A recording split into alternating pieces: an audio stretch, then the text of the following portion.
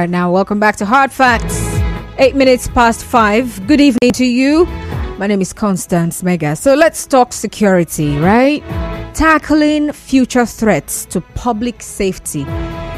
Sounds like a project topic. In case you're, it sounds like something you could copy.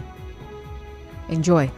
All right. So, but basically, the idea for this conversation is to look at how to address the issues that we have in our country today that could lead to more problems tomorrow.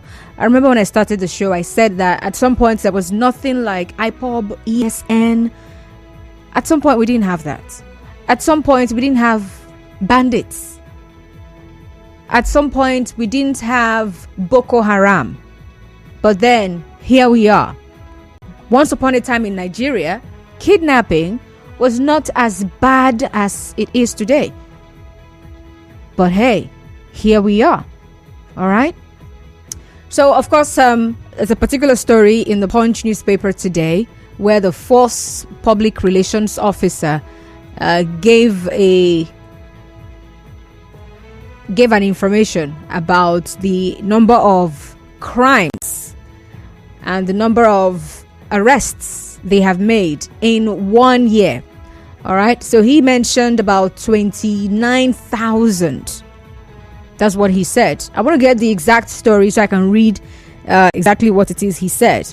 So he said that no fewer than 29,000 suspects were arrested for offenses ranging from kidnapping, rape, murder, gun running, and cultism, among others, across the 36 states and, of course, the FCT. And this is all in 1 year. And, of course, when the police say we arrested this number, there are so many that police did not hear about. There are so many that did not get to the police, right? So I have my security analyst who's going to be answering the question I was about to ask. All right. This number of arrests, is it too much for such a big country like Nigeria? Is this something that we should hear and take cover?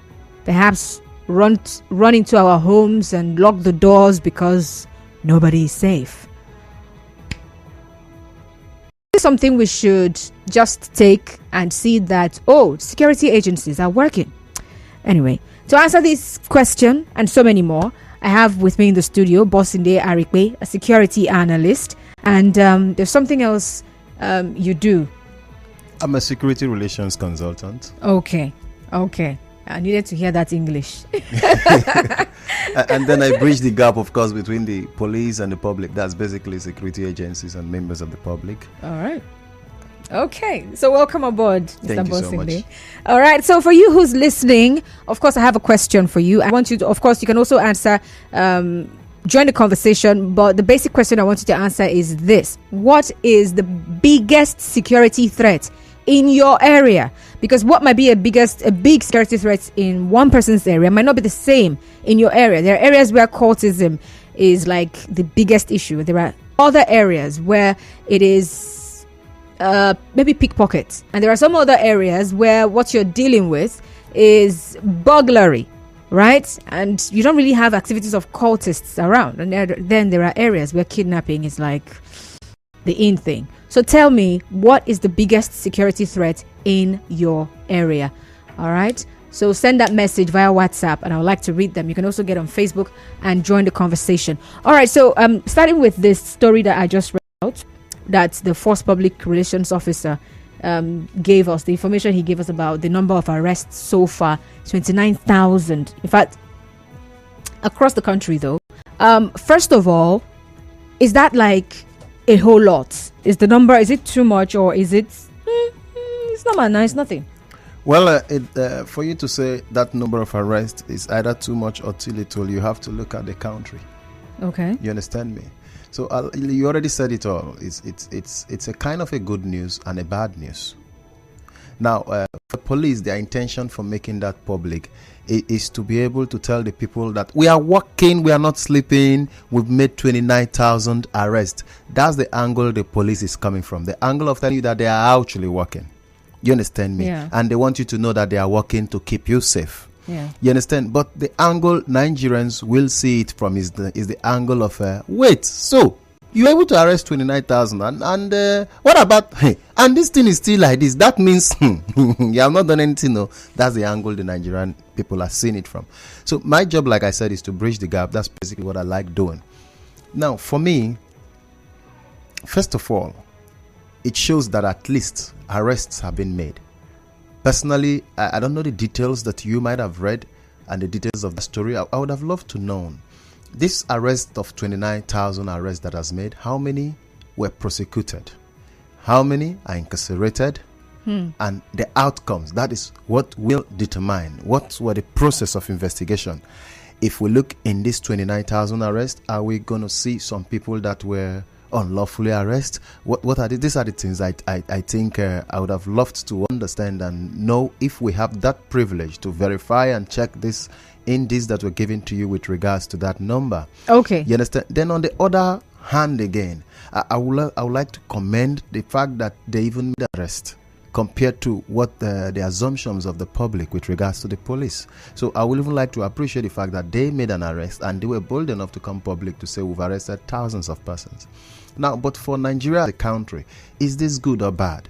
Considering the fact that we're coming from a place of insecurity and we are trying to walk towards a secured state, which is going to be a whole long walk. I think if this is good or bad will determine if these arrests were in line with the national security challenges we've had. For example, in the north, we all know about banditry that has come to Abuja. We know about the insurgencies, and then in some part of the south, we know about the pipeline vandalizing. We know about some other issues of internal issues of insecurity. We know prevailing crimes. We know that kidnapping is a prevailing crime in Nigeria. We know that insurgency. Now we also know that aside from kidnap, fraud is also a prevailing crime in Nigeria. We know the prevailing crimes that is giving us both bad name and bad light and portraying us in all these things.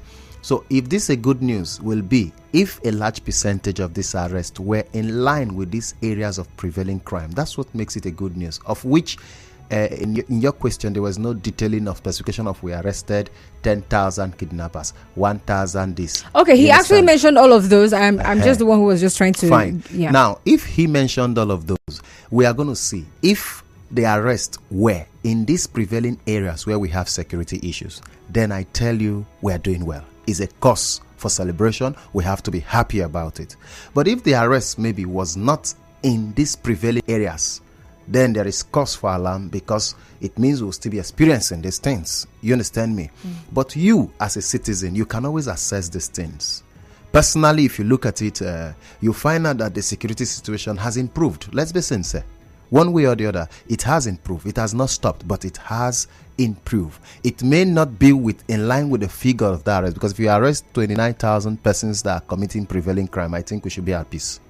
Do you understand me? 29,000 is no be joke. We should be at peace. If a wife takes money from the husband's bedroom, we should know, because there is nothing to look for again. So that's what we should be looking for. But I may not judge them wrong, all right? I'm just saying that if you arrest 29,000 persons in line that is on the prevailing issues, then we are like good. We're like good to go. You get? Okay, so but you asked the question. All right, you asked the question about prosecution, all right? Back to the story now. The Punch newspaper has that story. So he gave an update on the cases the force has prosecuted. Okay. And so he said, that's Olumuyiwa Adejobi. So he said the MPF has successfully prosecuted 29,152 criminal cases across the country within the year. And out of these, 17,679 cases have been conclusively dispensed with, while 11,576 cases are still undergoing trial. He also said that 51 cases were under appeal at the different appellate courts, while 16,200 convictions had been secured, with the offenders serving various forms of punishment for their criminal acts. That's very good. I like the figure. But like I said, determining this as a good news or bad news, we rest on the fact that if these are on prevailing issues, you understand me? So if they are basically on prevailing issues, I said it before, we should be happy. But if they are not on prevailing issues, then we are like, guy, go and do the real job we're looking for. That's what I'm going to say. Okay, let's look at the major challenges that security agencies are facing in tackling crime in Nigeria. Would you maybe outline some of them? Oh my God, the time won't be enough. You know, I've gone to the National Assembly before on this. As an individual, okay. I've gone to the office of the chairman of the House Committee on Policing when Jega was there. Jega is now in the Senate. I've gone to the Senate Committee on Policing. The chairman, I've gone to look for him. I've gone with letter to look for him. I've gone to the Minister of Police Affairs. That's how far as an individual I have done. Personally, with my personal funds. Interesting. Why? Because on my own, I have sat down to x-ray the challenges the police have and why we cannot have the kind of police we expect. You understand? Then I realized the police, sincerely speaking, are down. The highest implementation of police budget in the history of Nigeria, I think, is 30%. 30% is the highest implementation. You know, when you submit a budget, they review your budget, reduce and all of that, and then they approve a certain amount for you. Now, approving that budget does not mean you get to receive the money. Now they begin to disburse for you in line with that budget. The highest form of disbursement is between 25 and I think 30%. And the time 30% was even implemented out of the approved sum. You realize that 30% was implemented because the then IG went to the National Assembly with police officers to discuss it. You understand me? So we have followed this trend to a large extent, and we have seen that. We also see that our government, if we must be sincere, if we talk about policing Nigeria as a state, I don't know if the government has the fund. They may have the fund, but I don't know what they're doing with it because it's going to be quite expensive. Let me just give you a little breakdown. All right. Every local government in Nigeria must have minimum compulsory one police formation, whether you like it or not. Now, but police formation, how many? I mean police station. That's police at? formation. Police station, for example. You understand? Now, this police station, one minimum in every local government. We have 774, right? 774. Yes. Then, do you know that Obiakpo alone has 15 police stations, and plus tactical teams is almost 20 because tactical teams are not police stations. They are different from police stations. Now, I mean police station like you have Chuba Police Station, Ozoba Police Station. They have 15 in Obiakpo.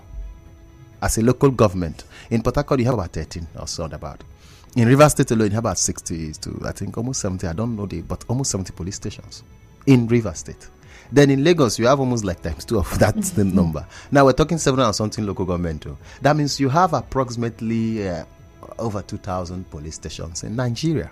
Now, I'm not adding tactical teams like anti-cultism, anti-kidnap, this strike, and those strike, and autopost. I'm not adding those ones. I'm just telling you police stations. Then now, they have to, each of them, let's assume they have just one patrol van, which some don't, but let's assume they have just one patrol van. Or, okay, let's say 2, so they can respond to at least 2 emergencies within their jurisdiction. Now, one patrol van, let's say one patrol van, let's put fuel in that one patrol van, maybe say 50 liters, so they can be doing patrol in a day, and then 200 liters. Then let's time it by fuel price. Then let's check the cost. I'm not talking about the generators in police station to keep the light running, so for administrative purposes. You understand? You find out that the police, oh my God, if you look at the fact, you find out that the whole of the 30% they are releasing, 25 to 30% implementation for the police that they are giving them for a year, when calculated in Nigeria, will not be enough to fuel only vehicle, but that is for everything. But if you join all of them together, it will still not be enough to fuel just police vehicles alone for response. You understand me? So that is one. So if you look at this, then again, if you look at this, of course, so indirectly, the lacuna there is basically lack of logistics. In those days, when police officers are transferred from one place to another, one state to another, are you aware that they normally give them allowance to help them settle in?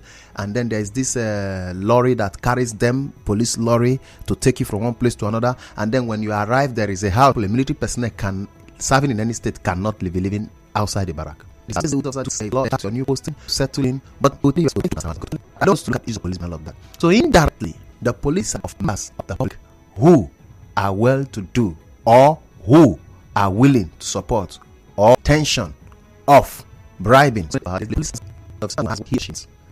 I may need money to feed. The police may need money for fuel. Okay. So when you give me money as an individual, I may use it to go and feed because you are giving me as a friend that you know that is in the police. Maybe because of favors I have done or I intend to do.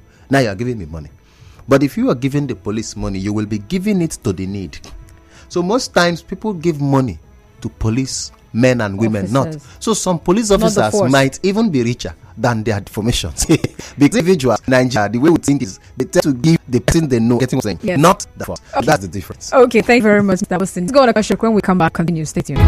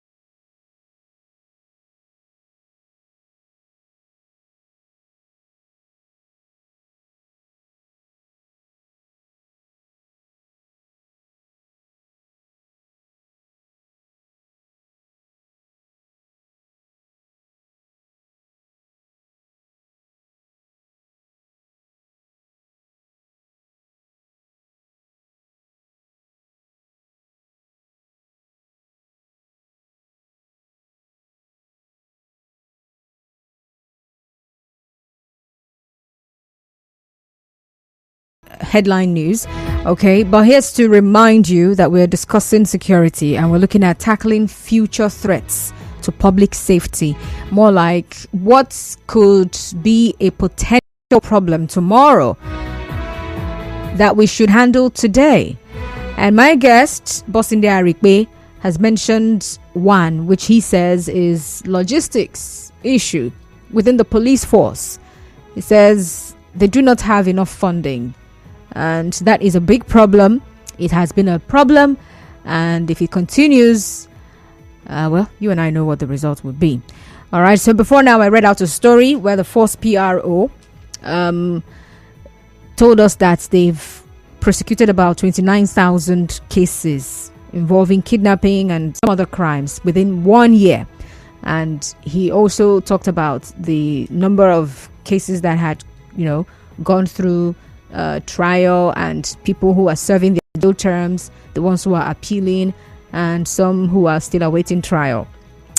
All right. And so I want to know, what is the biggest security threat in your area? What are those things you've seen happening within your own area that you think, and by security threats, right? It's a threat. It could be something that is already happening, or it is something that is already a blown out security problem, or it could be outblown, should be the word, or it could be something that might lead to, as are happening right now in Nigeria, that also portend a future security issue. Do stay tuned. I'll be back.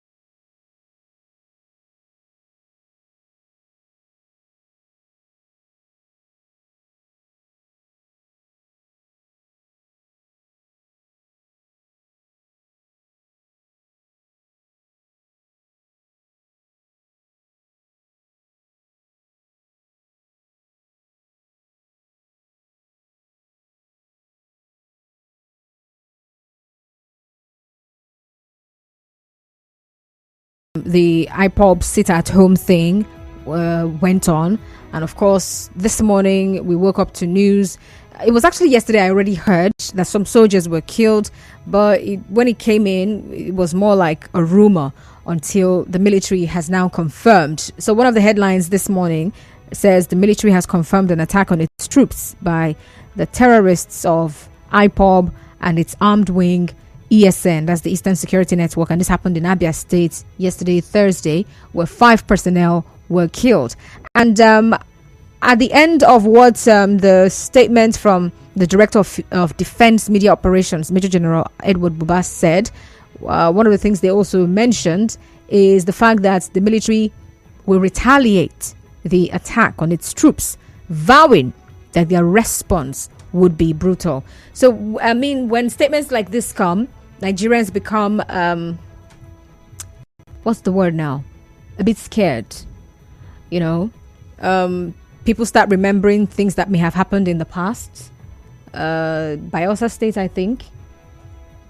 Odi or somewhere. I can't remember the name. I'm from Odi. Oh, that's where you're from? Yes, that's my village. Interesting. Okay. So you are in the right position to understand what I'm saying.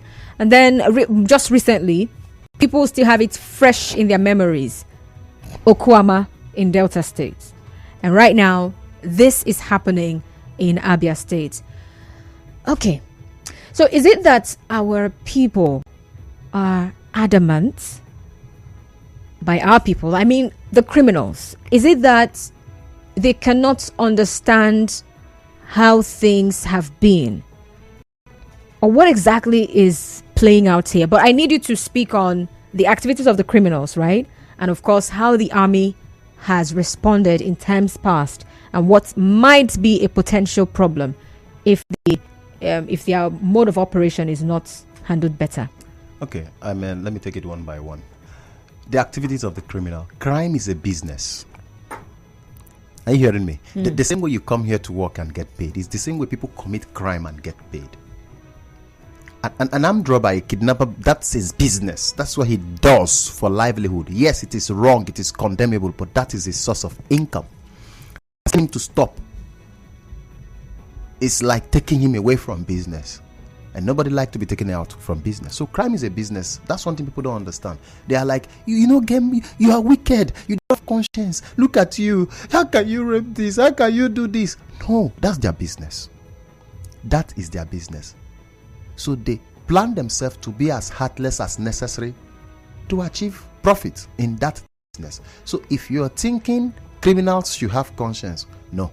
then they are never, not now, not in the future, going to have conscience. Rather, they are going to devise better means of dealing with the people, but ensuring that, you see, the profit is what they are after.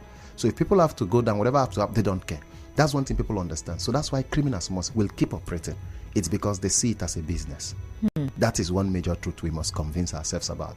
Now, having this at heart, it boils down to the fact that individuals must now understand that they, as individuals, must be very security conscious, knowing fully well that people profit from insecurity. You get that? That's one. Now, let's look at military response. Over the past, the Nigerian army has enjoyed huge respect from the civilians. But I don't call it respect, I call it fear. There is this fear that the Nigerian public has had about the military. That is because the military has ruled them for a long time, and they have seen military operations to the point that they look down on the police for the military. But what they do not know is that the police is actually in charge of internal security and not the military. Now, the military are trained to actually be brutal because they are trained for combat. That's not what the police is trained for. Do you understand? The police has they have arms that are trained for such special operations, but that's not their core operation. You understand me? Now, the military, we have respected our military, their international performances and everything, and how we hear their name. And going by the fact that a lot of people are not happy with the performance of the police, they try to compare them to the military, not understanding the division of role applicable to both of them. You understand me? A policeman is supposed to make peace, a soldier is supposed to scatter and force you to accept that peace. But the policeman is supposed to plead with you to accept it. They don't understand these two roles. Now, we have given the military that respect. So the military, whenever they come out, people let their guards down. So they operate and they do all that they have to do. Most time they for example, you hit an army man, they come in full force and they deal with you and people are scared. That form of response is fading out. How do we know it's fading out?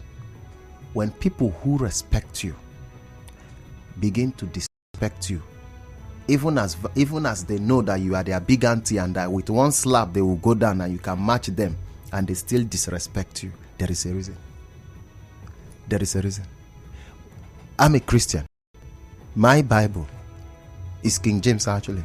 It tells me that if you break an edge, a serpent will bite you. I think that's the challenge the military is experiencing.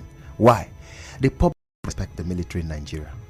But I think that the continuous involvement of the military, excess in internal security issues, directly, not through and under the police, is what is causing this.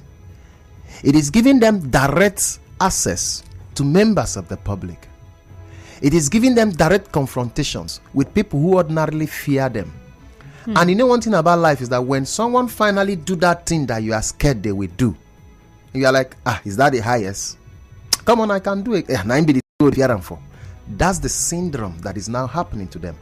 They have been too direct in the military operations internally, which is a police job in Nigeria. So because of that, Nigerians are now beginning to extend the way they see the police, the mindset they have towards the police, gradually towards the military. That is why people can gang up and shoot at military men without fear, knowing fully well they will come back and raise down this village. But come on, what's there? Not with them. Come on, waiting to happen.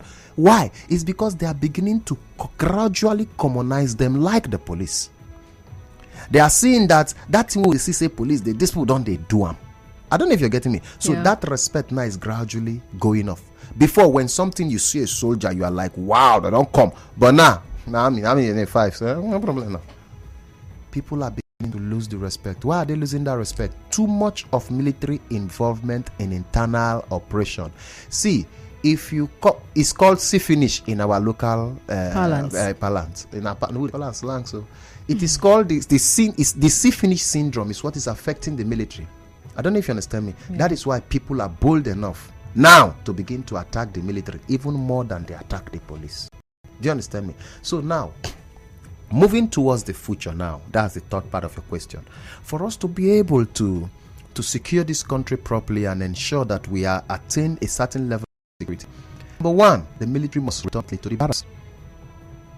When the military return completely to the barracks, it will limit the insecurity we have in Nigeria. That's my personal opinion. It's not like this is my personal opinion. All right. It's not like it's a theory that has been proven by a hypothesis. But I tell you the truth, I'm always 95% correct. Like I said, I'm a security relations consultant. You understand? That's who I am. I'm not basically like I'm analyzing, yes, but I'm a security relations consultant. My job is to bridge the gap between the security agencies and members of the public. That's what I do. Now, for us to achieve a good security, the security architecture, the military must return to the barrack. And so, how about the police? When they return to the barrack, that's the first step. 2, the police must come out more to the public. Today, I took a DPO to visit some persons in their jurisdiction today. I went to the DPO in Elekoya Police Division in Rivers State. I said, Madam, let's go around your place. Let's visit people. Let's sit with them. Let's drink with them. Let's laugh with them. She said, are you serious? So carry your men. They carried them. The women police, men police, they were armed. We moved around. We went to places. And then we sat down with people. And they were gisting with her. And we were laughing. And they drank. And they're like, she was drinking. And they gist. They asked her question. This one, a police on her to say, no, see. They interacted and they left. And then I went back to find out feedback. How I feel, say my sister. Now, you know, say as now the DPO with me I see today. It's just the funny. Is people were happy. They've never relate. seen the DPO. They've not related like that. Are you getting me? And I used to do this occasionally. As an individual, I used to go around, carry them like that. Let's go visit people in your environment. Now, let me tell you, that's when the army goes back. This is what the police will now do coming forward. They will now go into the society, meet with the citizens, let them understand these things, and relate to the citizens, not in form of arrest. Let me give you an example.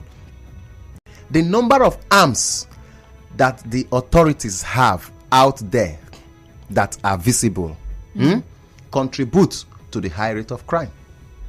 Really? Yes, let me explain. Please explain. Countries with lower exposure of arms has lower rates of crime, and they don't even have heinous crime. Let me give an example.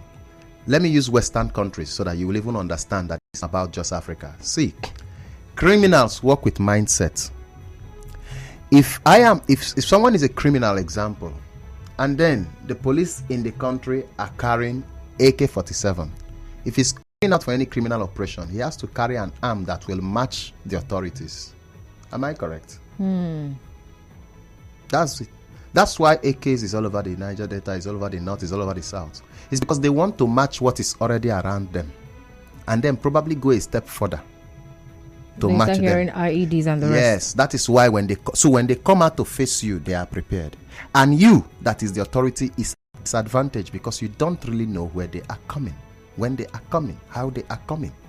So you are actually at disadvantage. But countries with lower exposures of arm has lower rate of crime because the criminal feels all I need to do is learn how to do boxing, run very well, and I'm done. You get, let me give you an example. The UK have a very low crime rate somehow. You don't hear of heinous crimes like that. Do you know why? Most times before now, I think about now, I have not been to the UK. These are news that we hear. I would like to go. If someone out there would like to actually pay, let's go and do a study. But from a wide research that we know is provable, we know that the UK police, before now, they don't even have arms visible. More like batting. More like stops everywhere. No arm visible. Then more like friendly nature. In the UK, they call them copper. More like, how are you now? They know their names. The citizens know the ones around them. So because they don't have arms, the criminals don't feel like they should come out with too much arms. It's not like there's no arm there. There is arm. They have in their trunk, but they don't come out with much arms. So the criminal don't feel the need to over prepare while coming to commit crime. Okay. Then if you go to the US, for example, they have side arm and they have side arm. And so everybody have side arm in the US. So they shoot, you shoot. So have you seen that the lesser the arm that is exposed, the lesser the preparation of the criminal to commit crime. But it's a psychological way of fighting crime. All right. Sadly, this is where we draw the curtain on the conversation today. Thank you so much, Bosinde Arikpe. Thank you for being on Hard Facts today. I hope what we have been able to say will be seen as hard facts. But again, thank you for having me. All right. So we have a program coming up after that, the news. Stay tuned.